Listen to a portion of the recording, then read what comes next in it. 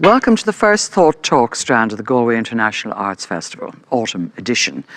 This unusual version of the festival is taking place against the backdrop of the COVID-19 epidemic, which has turned our lives upside down and hit arts events particularly hard. We have wonderful venues like the Great Black Box Theatre, from where we're broadcasting tonight, empty for months at an end. Before this event, which is a strictly online event, we had socially distanced, masked, live audiences here, which was a wonderful occasion for everybody to be able to get together and see other people for a change. A very warm welcome to our online viewers who have been supporting us right through the last 2 days and who are joining us live for each of the talks. Remember, you can watch them all later on the festival channels, YouTube and Facebook, and listen to them on the festival podcast series. If you want to post during this event, and we hope you will, use the hashtag GIAF20 to do so. First Thought Talks are presented in partnership with NUI Galway, the festival's education partner. Ireland's participation in the Soccer World Cup in Italy in 1990, 30 years ago, was a defining time for the country, leading to community bonding, national pride, and general elation. Jack Charlton, alas no longer with us, became an object of national veneration for getting us so far in the competition before Italy put a stop to our gallop. And nobody will forget Mr. Schillaci, who haunts our nightmares since. The Irish fans distinguished themselves as fans and revellers. Even when we lost, we won. Colm Tóibín, award-winning novelist, journalist and essayist, and Eamon Dunphy, Ireland's best-known sports journalist, were in Italy in 1990, and they had, to say the least, an interesting time, which they're going to tell us about tonight. And we're absolutely delighted to have them join us virtually here in Galway. Our moderator is Mark Duncan, director of the wonderful Century Ireland website, which tracks the history of Ireland 100 years ago, and co-curator for the exhibition on Italia 90 at the Little Museum of Dublin, who are also partnering with us tonight and broadcasting this event on their Facebook channel. And you can go and see the exhibition in the beautiful Little Museum of Dublin on Stephen's Green if you wish. So, Mark, over to you. Thank you very much, Katrina, for that very kind introduction.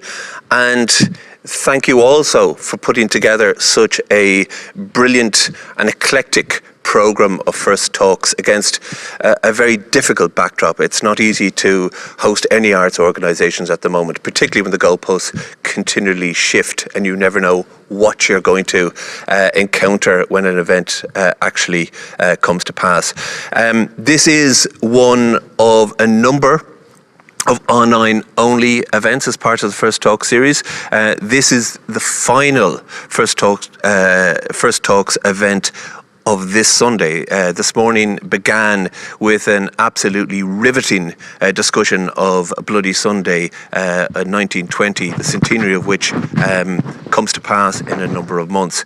Fortunately tonight we are dealing with another very important moment in Irish sports history, a far less traumatic moment in Irish sports history, but it no doubt impacted upon a far greater number of people. So it'll be wonderful to explore just how our two guests experienced it and also the wider meaning of that event.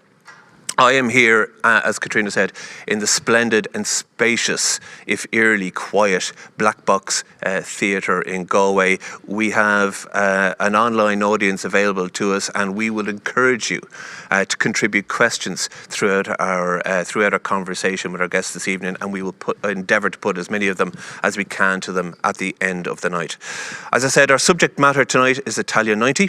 The 30th anniversary of which passed some months ago. Judged critically and solely in sporting terms, it was perhaps the worst World Cup in history. It recorded the fewest number of goals per game than any World Cup in history. And it was so dismal indeed that it forced the powers that be in world soccer to change the laws to try and encourage a more expansive and creative and exciting game. Now in Ireland, none of that seemed to matter a jot. That sporting reality tended to jar with a popular Irish experience, and it jarred for a number of reasons. Firstly, I suppose this was the first 14th World Cup, but the first in which the Republic of Ireland had qualified for, and of course we went all the way to the quarter-final.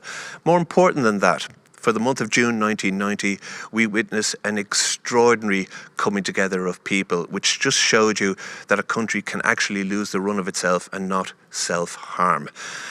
Neither of our two guests tonight kicked a ball at Italia 90, but neither of them necessarily swam with the tide of national euphoria during that month. But they were both players in the national drama that unfolded. Colm Tóibín, as Katrina said, is of course one of our most brilliant and celebrated novelists and essayists, and not someone we traditionally associate with sport. But Colm, some years ago, I was picking my way through a bookshelf in a second-hand bookstore in Dublin, and I lifted this collection, which was the Esquire book of sports writing.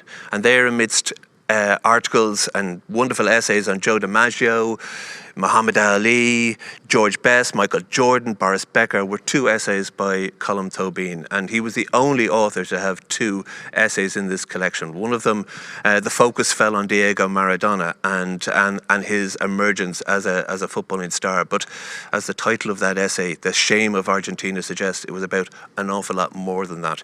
The second essay in that collection from Colm was called Ireland's War on Eamon Dunphy, which had as its backdrop the Italia 90 World Cup. Now, mercifully, not least for the purposes of tonight's discussion, Eamon Dunphy survived the war that Ireland waged upon him 30 years ago.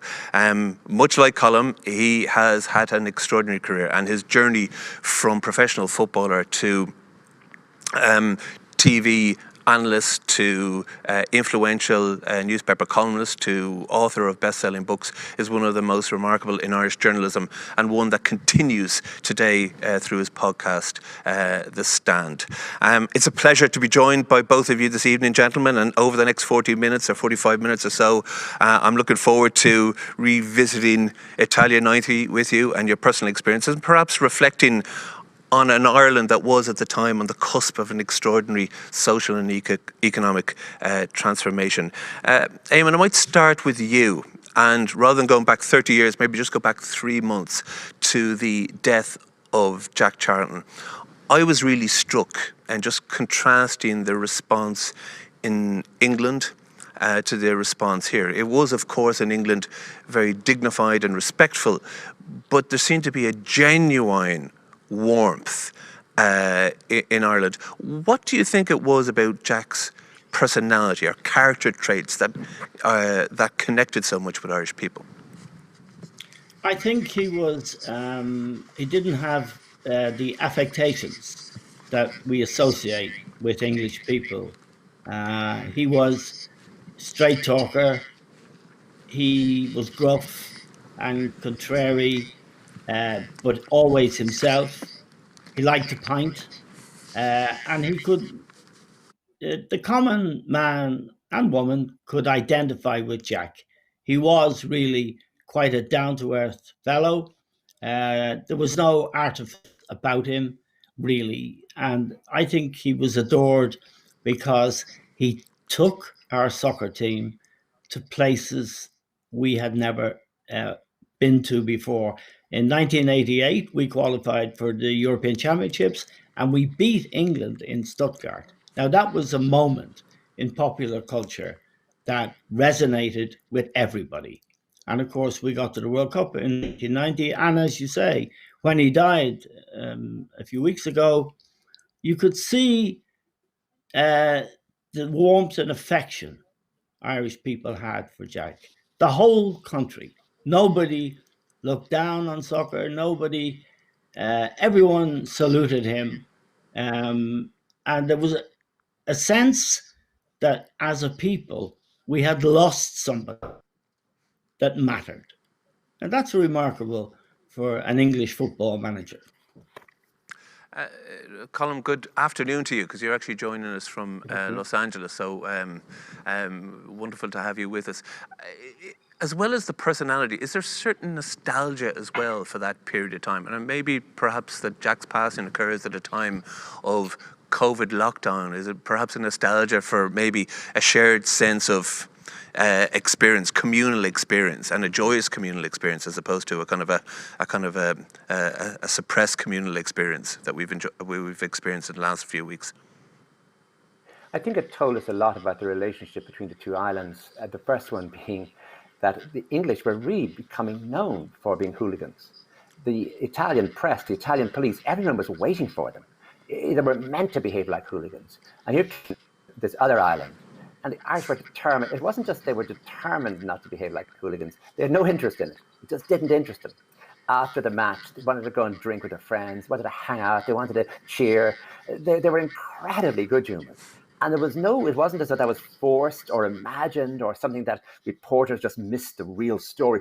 That, oddly enough, for once, was the real story. And the second real story with the Ireland-England aspect of this is that so many of the players came from families that Irish people knew about, but had not appeared much in Irish literature or really had been forgotten about. The business of your uncle who went to England and married an English woman, and the kids had English accents, but they were sort of Irish names. And oddly, one of them would often come back more than the others, or one summer they'd all come with their English accents and their Irish names. And that had never been officially recognised as part of Ireland. I mean, you have to remember that this 1990, later on, Mary Robinson will be elected with that whole idea of diaspora, the word diaspora, which really was used up to then mainly about Jewish people.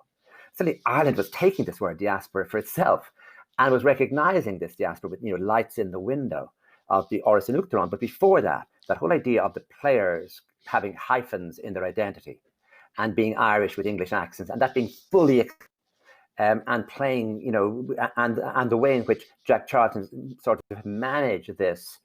It was an Englishness that a lot of Irish people would have recognised. A lot of our uncles or our cousins worked with people like that, or married people like that. So that it wasn't as though he was a stranger in Ireland. He was already known in Ireland, but it wasn't official.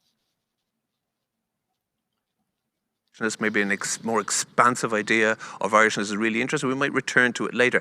But Katrina said at the outset, of course, that both of you were in Italy in June 1990. I think it's perhaps interesting to know how you got there and maybe your own kind of journeys in journalism prior to that, and particularly you, Eamon, because I read in your memoir that was published a number of years ago. It's a fantastic book, The Rocky Road.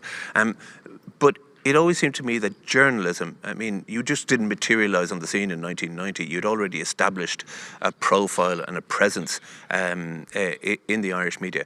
But it was not an easy transition from professional football to journalists and to pundits. There were a lot of obstacles in your way, and there was a lot of difficulty in establishing yourself in the Dublin media. Am I right? Can you tell us a bit about that? Yes.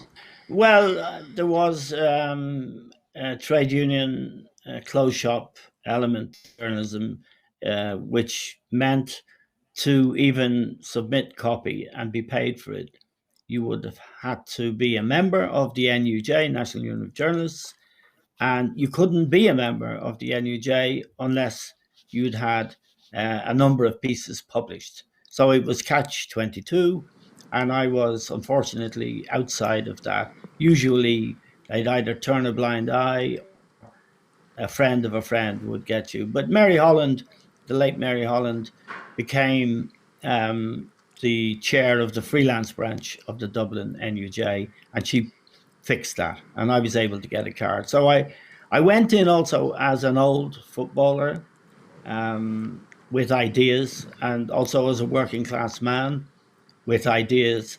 And there aren't many working class journalists. There's no working class presence in Irish media really at the better end of it. So yeah, footballers were not expected to be expressing themselves, and particularly not expected to be dissenting from the conventional wisdom of any given day. So that was what was special about my situation. But I overcame that with the help of Angus Fanning and other people. So I was an outsider. Okay, yeah. For a time, you also worked with Colm. Colm, can you talk about that relation? You were editor of McGill, were you, when Eamon joined? Yeah. Let me say, if I may, he was a brilliant editor of McGill, and it was the most glorious period in McGill's history. He was a brilliant editor. He didn't know anything about me or football, and But he was very, very encouraging most of the time. Although he called me into his office one day. I'd written what, in retrospect, was a very naive piece about the values of sport. These are the old Victorian values, that sport would give you character and that you would be a better person for having participated in sport. And I just submitted this copy, and Colm called me in, and he had the copy in front of him. And he said, he picked it up. He said, Eamon, I just read this. He said, do you really believe this stuff? And I said, yes. And he burst out laughing. I mean, he was a real kind, and we were great pals. But I think that's an important exchange. I think that's an important exchange in the sense that I discovered slowly that Dunphy meant business. That there wasn't a cynical bone in his body, that he was direct, and that he was passionate, and he was engaged. And I thought that was a bit curious about sport. The reason he was in the magazine was very simple, that he wrote well, better than anybody else. I mean, I'm talking sentence by sentence by sentence. There was a great rhythm and passion in the way he wrote. And also the fact everything he wrote, people would read and pay attention to. In other words, people would read his sports column, his soccer column, and start talking about it. That he had really interesting opinions, that he didn't follow any group. And so he was a godsend to the magazine. I mean, it was wonderful to have him. But can I ask you, we had a rugby card.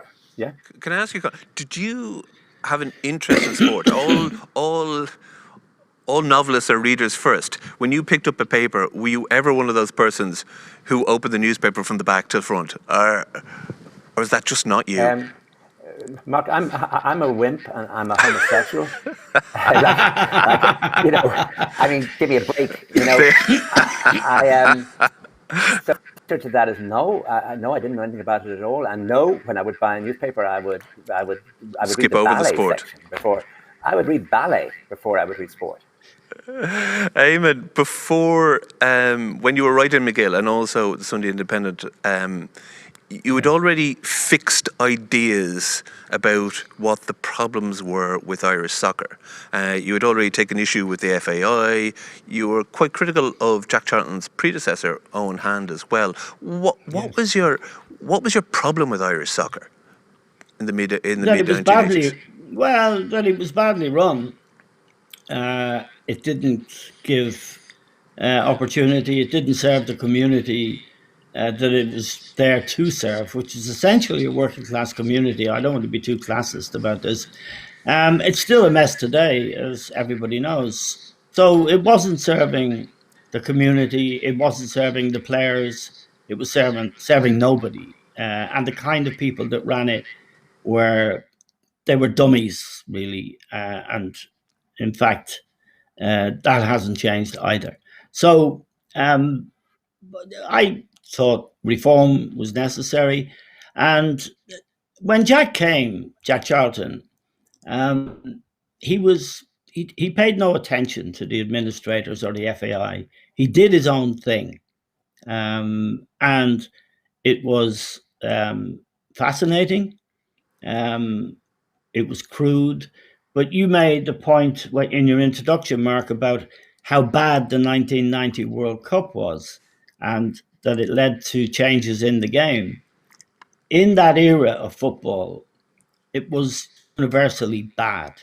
It was crude, unimaginative, stereotyped. You could almost predict the outcome of every game. And Jack was in that.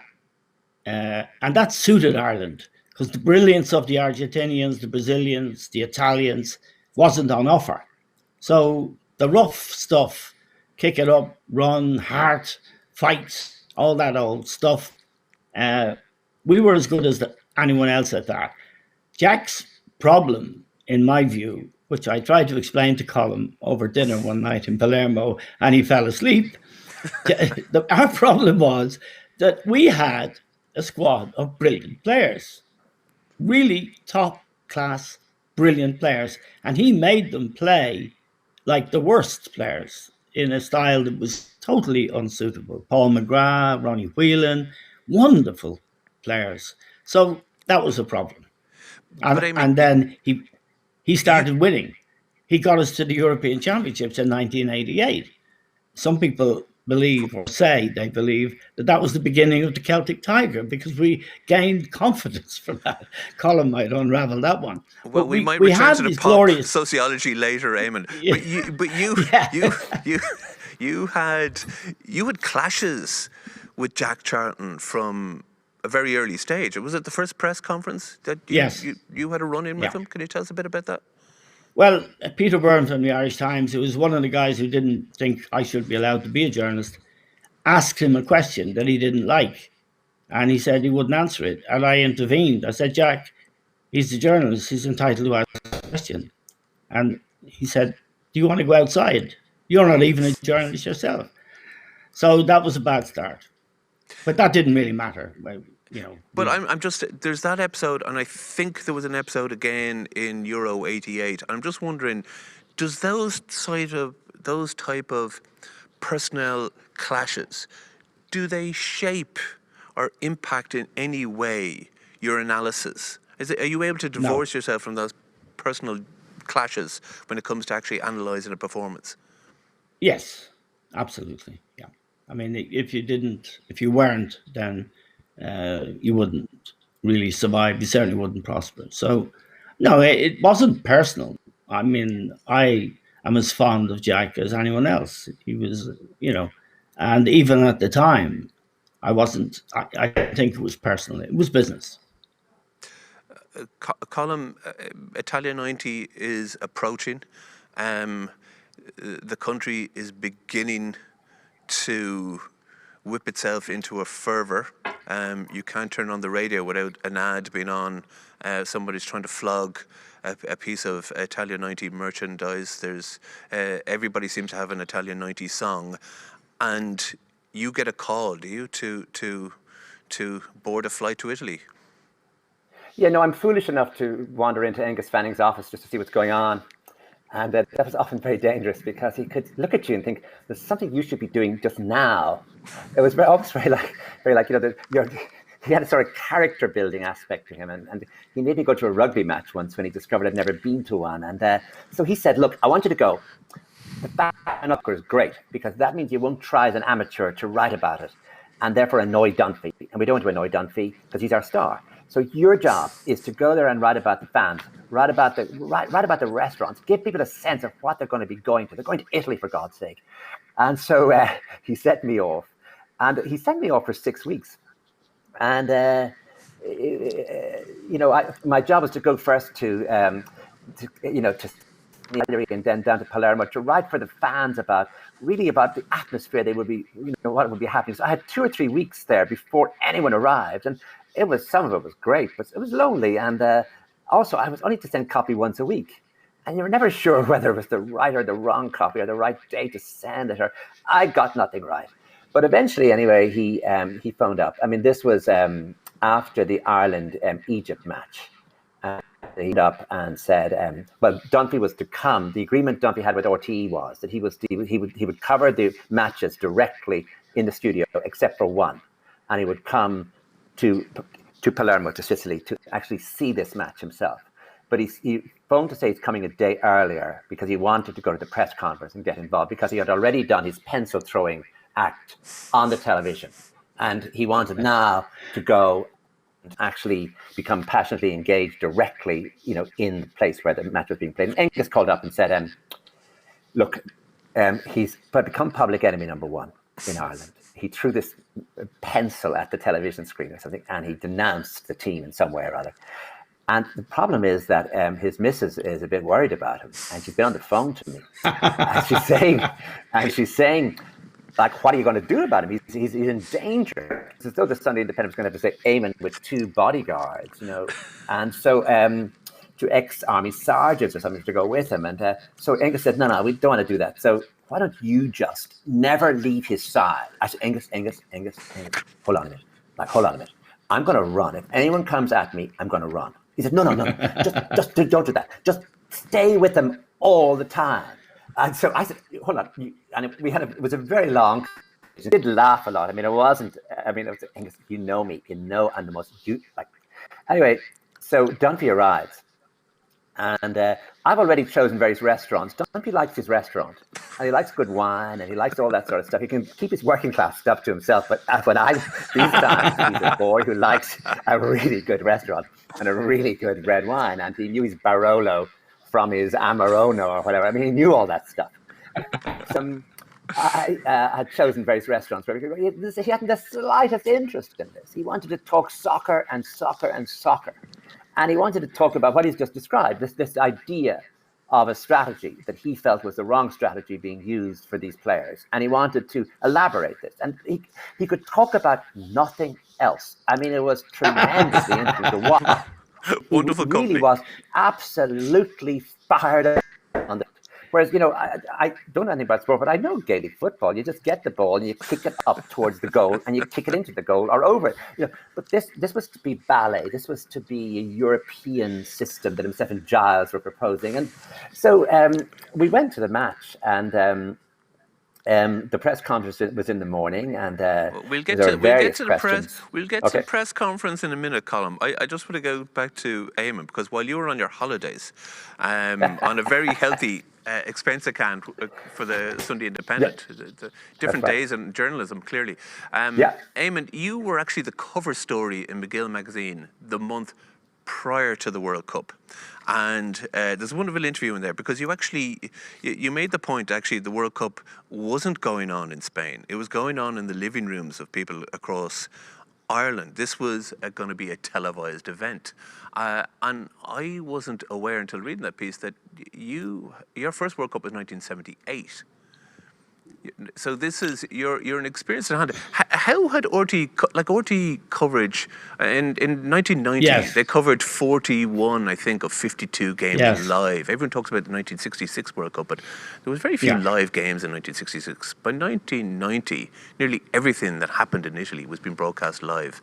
And you seem to have an awareness that television was where it happened, was what mattered the most.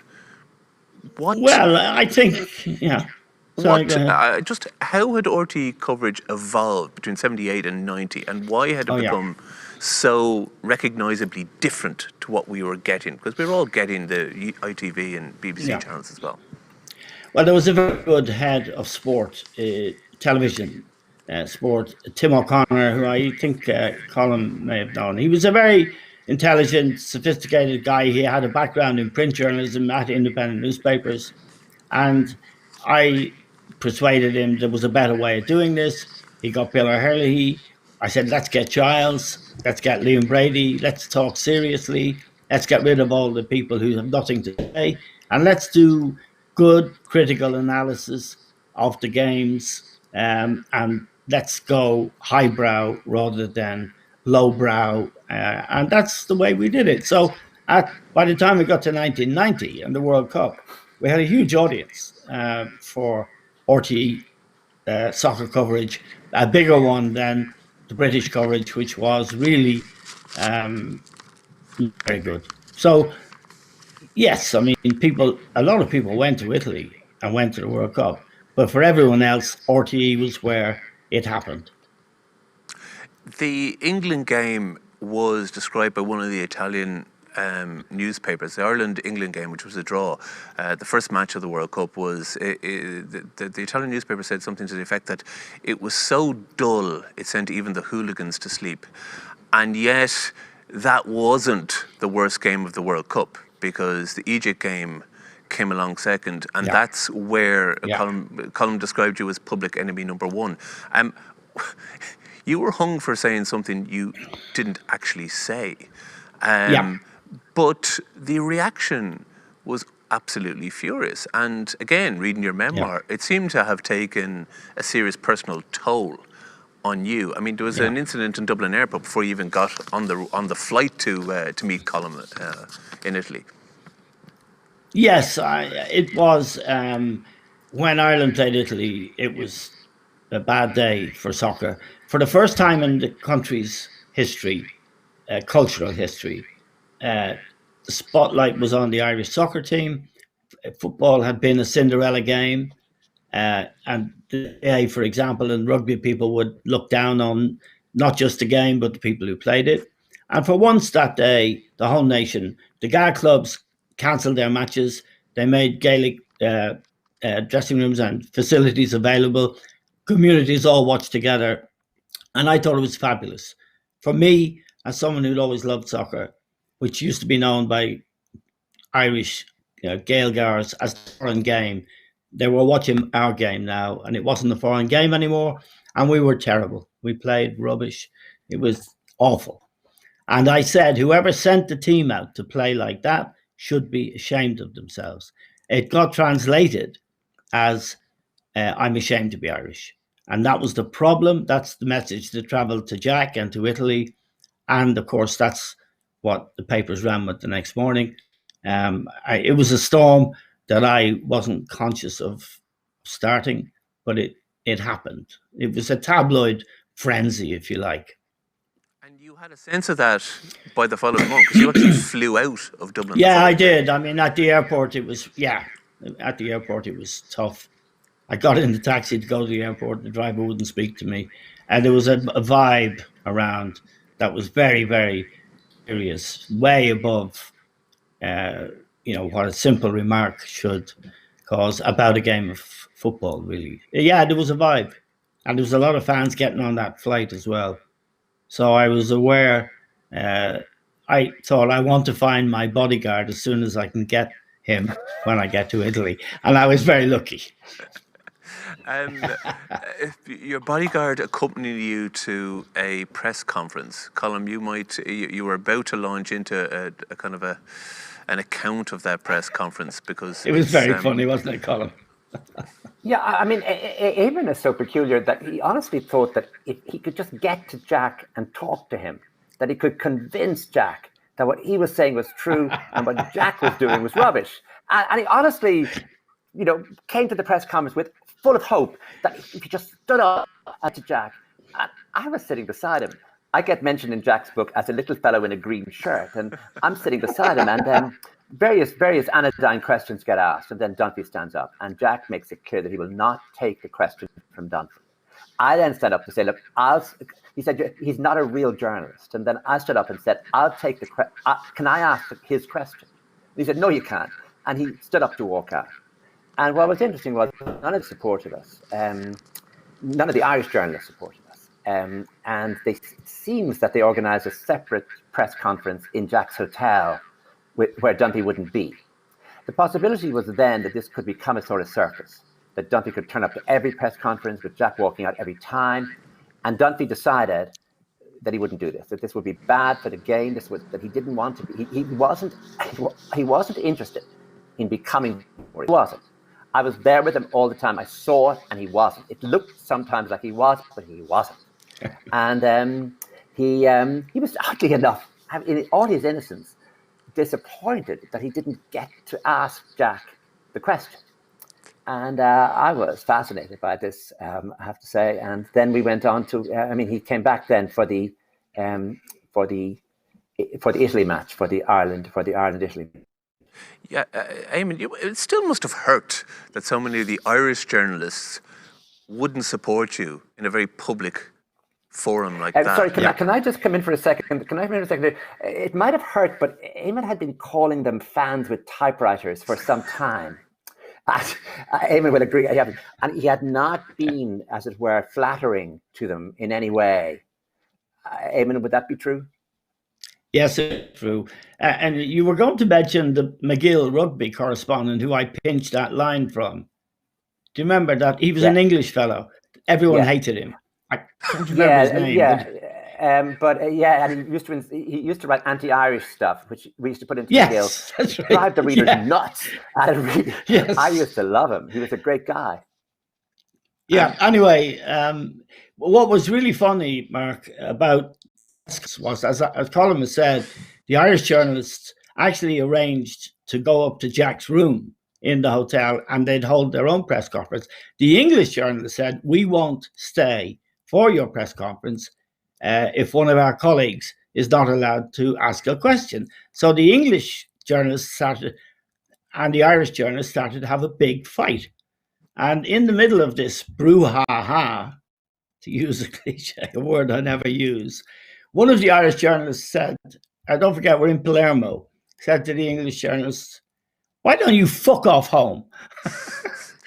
It was a quite remarkable thing to say. We apologise to viewers at home. I'm sorry, for that outburst. But yeah, I'm sorry. But I mean, you return again for the final game, which is the quarterfinal against the hosts in Rome, and by then, I mean, it must be clear that actually this has kind of transcended sport completely. I mean, there is, in Charles High, everybody is on their way to Rome here for this moment, and really at that stage, you must have felt like now any discussion of sport has been pushed to the periphery. It's gone beyond that at this point. Well, Colm would know. I mean, at the stadium, Charles Haughey, the Taoiseach, was there. You two were sitting behind us. Do you remember that, Colm? Oh no, you were quite close to Bono that night. But it had transcended sport at that stage. The quarterfinal of the World Cup is a big, big deal. And we'd had the Mania penalty shootout, which was, I think, the moment when all of the public really were engaged in this now romantic journey. And that was a moment as well. I think that but night, definitely, sorry. I think that night in Genoa was very special. By that time, the Italian police, I think, had learned that the Irish fans are really not in any way dangerous. And the win was such a surprise, and the tension was so enormous, and the release of tension came out with everyone just wandering into the bars and wandering in the streets of Genoa. The Italians that same night won a match somewhere else. So Italian fans who weren't at the match, who'd been watching it on TV, they came out into the street. And so the Irish and the Italians wandered around into fountains, into bars, hugging each other, kissing each other, going by drinks. That night was an extraordinary night to be alive. And also there were wonderful moments where there were a lot of guys who had permission to go to this match, but they didn't even have outline planning permission to go to Rome. And they were beginning to think, how am I going? Like, there's a mortgage, there's school fees, there's a car, there's like I promised, there's a birthday, and guys just, I'm like, whatever, I'm going to do this. And that was tremendous watching. All along, I have to say, it was tremendous watching. Large groups of Irish people arriving on the two islands first, then Genoa, then Rome, finding somewhere to stay, getting a ticket, finding their friends. This is before mobile phones, and working out very, very quickly. Really, people who were really copped on, really had things sussed as to how to get everything organized so you could go drinking and so you could have a lot of fun. What was tremendously interesting, and that may give us some clue as to the Celtic Tiger thing of watching this great adaptable community who could, no one got lost in that time. No one didn't have a ticket. No one slept on the street. I mean, everyone worked out something. And that was tremendously interesting to watch, especially that night in Genoa, where in the middle of the whole revelry, people were making elaborate plans as to how they were going to get. And so that was a beautiful night. I mean, the nights in Dublin were beautiful, but that night to be in Genoa was a really extraordinary night. Of course, sport doesn't occur in a vacuum. There is a backdrop to all of this.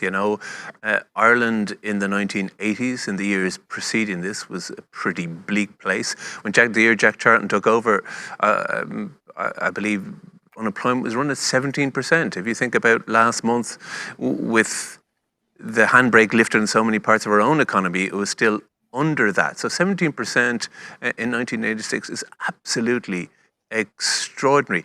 I just want to reflect on what the World Cup meant. It was really interesting to see so many writers at the time comment on the importance of this event to a certain definition, and perhaps contributing to a redefinition of Irishness. Now, you touched on that earlier, Colm, but in relation perhaps to the Anglo-Irish relationship, perhaps in relation to a diaspora.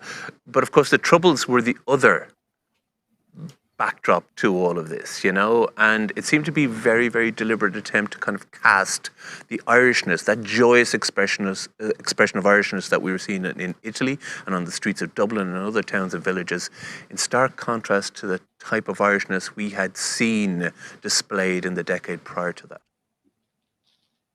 Can you comment on that? I mean, it seemed to be quite particular. Kevin Myers writes about it, and Harris is writing about it.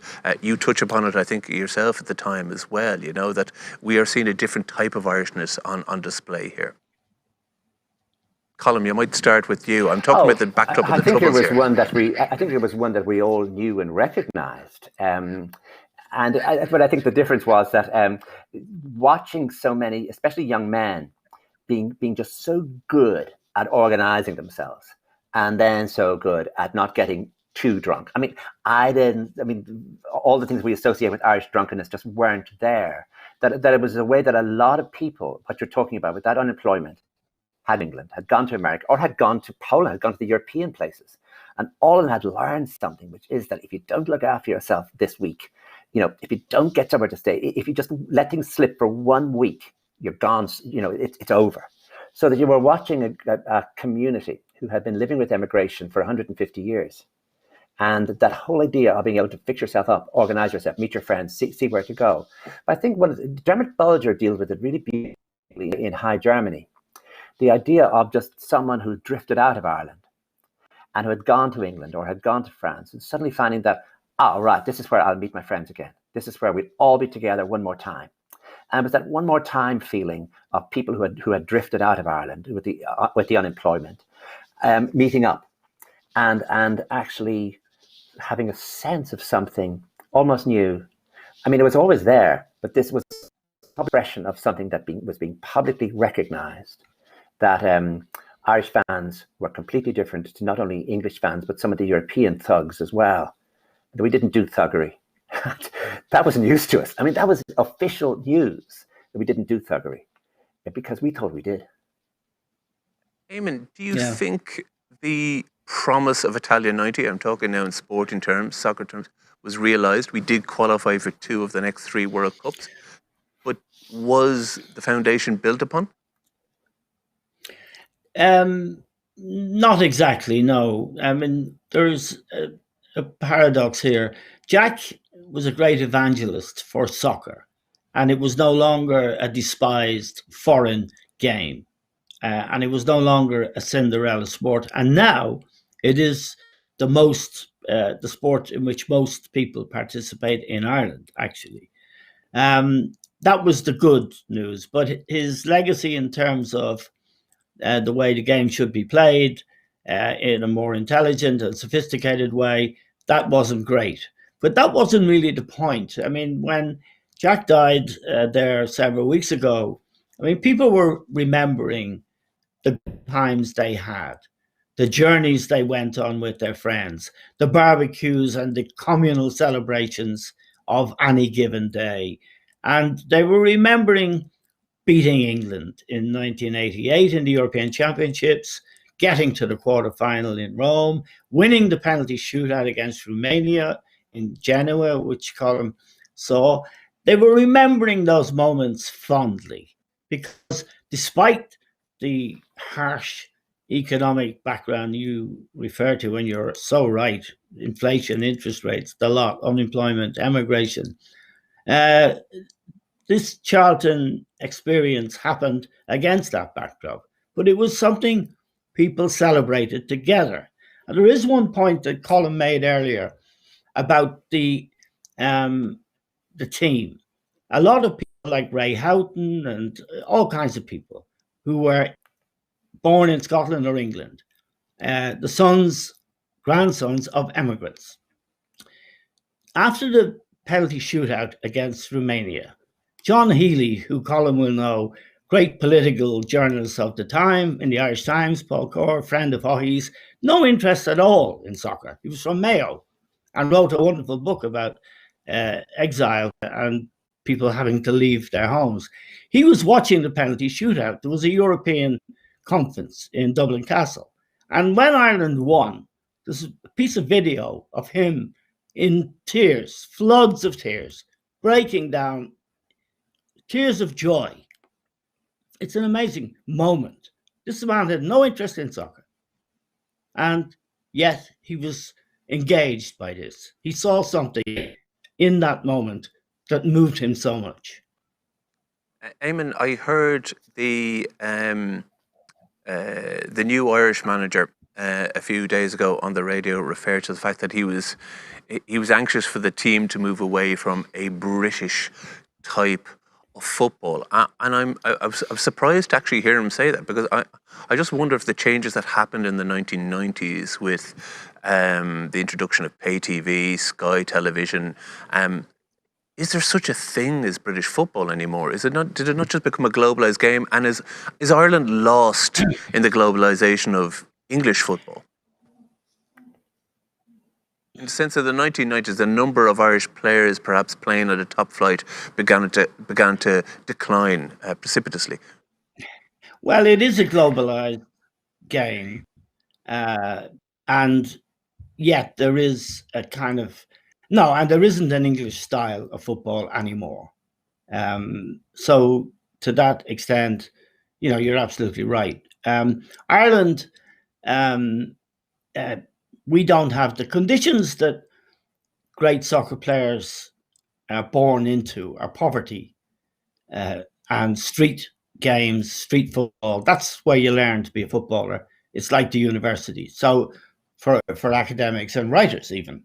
But those conditions don't obtain anymore. So we're not producing players. We need fascism and poverty to get back to being good at it. Well, Colm would know something about that.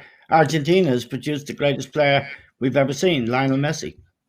Our previous session, I might warn you, was on building a social democracy in Ireland and a new republic, and nowhere mentioned in that session with Finch and O'Toole was a move towards fascism. So, I'd rather not have the soccer team. Let's go for the good stuff, and don't worry about the football. Sorry, Colm, you were going to talk.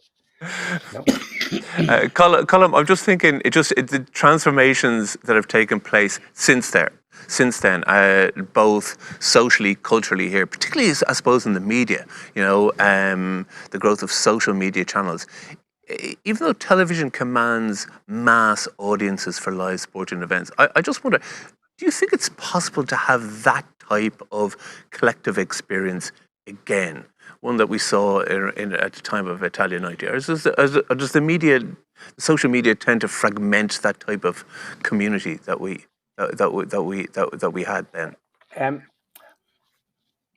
I think it possibly arose with the COVID, where we saw the same thing happening. If you compare what happened in Ireland to what happened in the United States, the way in which people in Ireland came together, actually accepted there were rules, listened to the rules, and did everything they could. I mean, obviously there were exceptions. We know about the exceptions, but they're really exceptional. But most people who are listening to this will know what I'm talking about. The way in which people listened and said, this is what I have to do, and people did it as a community, as a group. And there's a sense still in Ireland of that, that idea of social cohesion, of the country being able to come together under certain conditions without people saying, I don't care, I'm not wearing a mask, whether I infect people. Americans have no trouble saying that. People literally have even 6 months on, have no trouble saying, I'm not wearing a mask. This wasn't the way in general people behaved in Ireland in relation to the rules. So that's just another example of some big phenomenon coming towards Ireland, and Ireland behaving in a way which showed social cohesion. So I'm not sure that much has changed. Okay, we're going to turn, because we've had questions, I believe, coming from, well, we don't actually have any questions coming from online. But one I did want to ask you, Colm, was in and around Roddy Doyle. I think when you look back at the Italia 90 experience, if I want to know what it looked like, I tend to look at the pictures of the time, or maybe television. If I want to know what it felt like to get under the bonnet, the lived experience, I read a book like The Van. It's extraordinary to see. You mentioned Dermot Bulger. Dermot Bulger and Roddy Doyle are perhaps the two great cultural legacies of the Charlton era, 86 to 95. They're remarkable pieces of work. Yeah, that I think they were both already thinking seriously about the whole idea of Dublin, areas of Dublin, especially housing estates in Dublin, being left out of history, being sort of not included in any official version of things. And in setting about writing the novel, from the commitments on one hand, and Dermot Bulger, say The Journey Home or The Woman's Daughter, that they were attempting to put a flag up over an unnamed place. And so that when the World Cup came their way, or indeed the 1988 victory over England, they were both absolutely poised to rise to the occasion. And so we get the van, which really does attempt to capture the sort of bacchanalia, the sort of extraordinary joy in the streets, but also almost making the Dunphy thing a necessary part of that. That if you're going to have a carnival, you're going to need the appearance of the devil or somebody, a hate figure. And I think I'm not going to go into the COVID virus national hate figures, but we got those too. They were always going to have to come. And so there are very rude things said about Eamon in Roddy Doyle's book, The Van. But I can see almost as though in that pattern of carnival, you have to have a Dunphy. And I found the book, it's an absolutely marvelous novel, but we were in a very unusual place to have two writers who were able to very quickly respond to what was happening nationally. And certainly, I think they both did that. Eamon, how did you feel about Roddy Doyle putting you as a kind of I suppose, the bête noire of the van? Well, I thought it was. It's fine. I think it was a burger or something, wasn't it, or a hot dog, wasn't it? It was a Dunphy and chips, yeah. I think. It was, yeah. Come on, yeah. We know what it was, Eamon. If you ever want to get reminded, just call me. I'll read you the offending sections anytime. Day or night. No, I didn't mind. Of course I didn't mind. I wasn't seeking notoriety. It was just a byproduct of that experience. And I'm fine with it. And stuff happens. The country went mad. When I came back to the airport the day after the Italian loss, I think there was about 1 million people on the streets waiting for the team. I was on the plane before the teams, and I nearly got, they nearly rolled my car over. They spotted me and they stopped me at the roundabout there, and there was no guards, and that was frightening. And a guard eventually came along. He said, "If I was you, Eamon, I wouldn't go down the airport road. Where do you live?" I said, "Ballsbridge." He said, "Well, go out by Malahide and you can go around the way, because it wouldn't be safe to go down the wait for the team." Eamon, so there was a bad moment. If I had been there, I would have stopped. I would have protected you in every possible way. I would have run those guys. They would have run away really scared. I would have even frightened that guard. I would have spoken severely to that. You were a great bodyguard. You were a great company anyway, which is was on the last night. On the last night, the match was over. I was beside Jim Mitchell with Bono, and Jim Mitchell kept shouting, "Watch Scalacci! Watch Scalacci!" I'll never forget that. and then of course we missed the bus, or we decided not to get the bus because we didn't want to meet any of the journalists. And which is a huge long walk through desolate Rome on a Saturday night, and it was warm, and we just kept walking. We met Proncis de Rossa. We met various other people along the way, but we ended up, the two of us, going into Piazza Navona, which is the most fashionable square in Rome. And once more, me attempting to get Eamon to appreciate, look, this is where, this is the most beautiful square in Europe. And Eamon back in Jack the match. If that, Dave O'Leary, he could not be stopped. And even Piazza Navona, even the beauty, the fountains, the beautiful night, the June night, the drinks, the beautiful people, the Dolce Vita was walking by us in every possible guise. Dunphy was back into Dave O'Leary and, Patti Bonner and, Okay, I'm going to have to rein you in. Gentlemen, I'm going to have to rein you in here. I'm going to have to rein you in here. and put it. And let someone else contribute. We have a question here from one of our online viewers that they want to put to you. And Sinead's going to just read it out here. So this one is for Colm. So could you tell us what's your favourite standout story about minding Eamon? I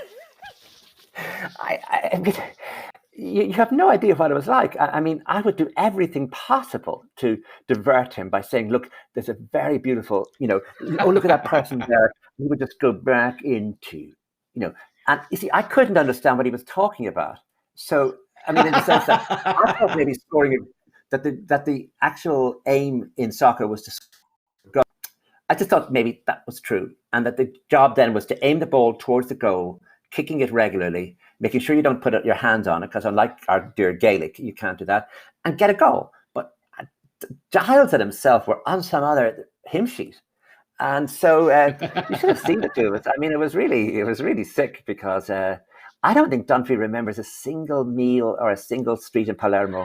And I was back there recently, and I was just looking at all the things that if only Dunphy could have stopped talking about soccer, we could have had a really nice time in Palermo. One more here from Sinead. So for Eamon, how do you feel about the current coverage of football? Well, that's a difficult question to answer, in fairness, because I'm not part of it anymore, and I might be accused of being biased. It's fine. It's not too bad. Can you elaborate, please, Eamon? No, I mean, well, there was a time when Bill O'Hurley, the late Bill O'Hurley, he was there, John Giles, and myself and Liam Brady, probably when it was probably a bit more cerebral and interesting than it is. But then that's just life, in Dublin they put plaques on buildings in Dublin. I've often wondered if they could put a plaque on Joy's nightclub, which has to be in Baggot Street, with a note. I think we could find the date where this is early on, before all this World Cup business, where Owen Hand, who was the manager, came over towards us. I was there with Dunphy. We were just drinking. It was late at night, and I thought, Owen Hand's going to join us. And Dunphy stood up as though he was going to shake his hand, and hi, Owen, even though a lot of nastiness Dunphy hadn't written very flatteringly about him. And Owen Hand threw his drink at Dunphy. I was amazed at this. And these are the soccer wars. This is a serious game, and I think that would be suitable at Joy. This is the site where Owen Hand threw a drink at him. Well, Jack didn't do any of that. Jack just walked away. No. Jack just walked out. I think on that note, we may just draw our conversation to a close. It's been hugely entertaining. I think if it went down any further, we could move into very strange territory. I want to thank Eamon for joining us this evening, and Colm across the Atlantic for getting out of bed and entertaining us so wonderfully this evening. So thank you to our guests, Colm and Eamon. Thank you to our viewers at home, and to our partners in the Little Museum of Dublin, who have been collaborating both on the exhibition, which is still ongoing there at the moment, but also collaborating with the Galway Arts Festival in putting together tonight's event. So good night from the Black Box Theatre in Galway, and rejoin the Galway Arts Festival next weekend. Thank you. Thank you. Thanks, Mark. Thank you. Okay, great to see you, Colm. Okay, great to see you too. Thanks, Mark. Hey, take care. Thanks, Colm. Thanks, Eamon. Okay, take care. Bye. Bye. Scandalous stuff.